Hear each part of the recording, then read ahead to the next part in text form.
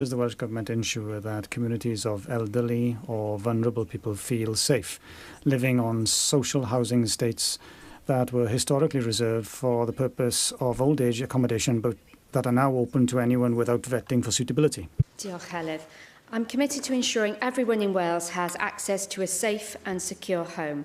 Legislation and Welsh Government guidance outlines how local authorities and registered social landlords should coordinate activity to ensure allocations of social housing balance the needs of communities and individual households. Thank you for that response. Unfortunately, that doesn't seem to be the case in terms of how it's applied, because I've been helping constituents who live at Tylch in Tonrefail, who've been affected by a letting policy which opens up the flats to any residents regardless of background. Indeed, there are several such housing developments in Tonrefail that were initially developed specifically for elderly residents, but now house residents with drug misuse problems, resulting in an increase in antisocial behaviour.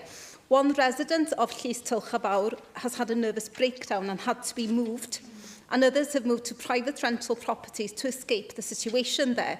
Nobody elderly wants to live there anymore.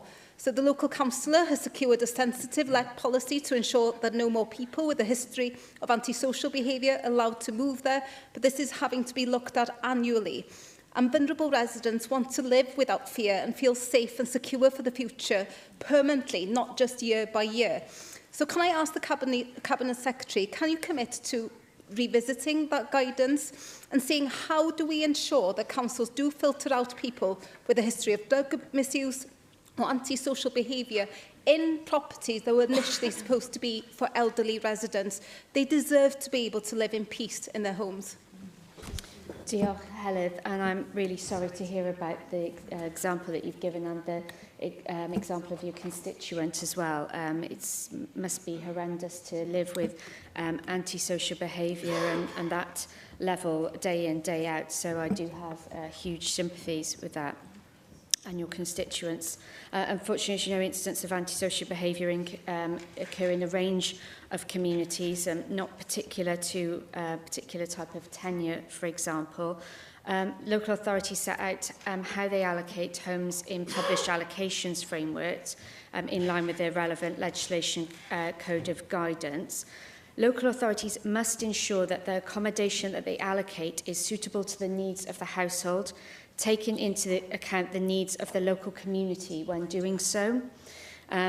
You know, I think Welsh Government is committed to the development of social housing as part of building mixed tenures and balanced communities. But as I said, there are certainly avenues where people are facing antisocial behaviour that I think, you know, I'd encourage the local authority to explore as well as residents. But you know, I am very sympathetic to the issue of your constituents.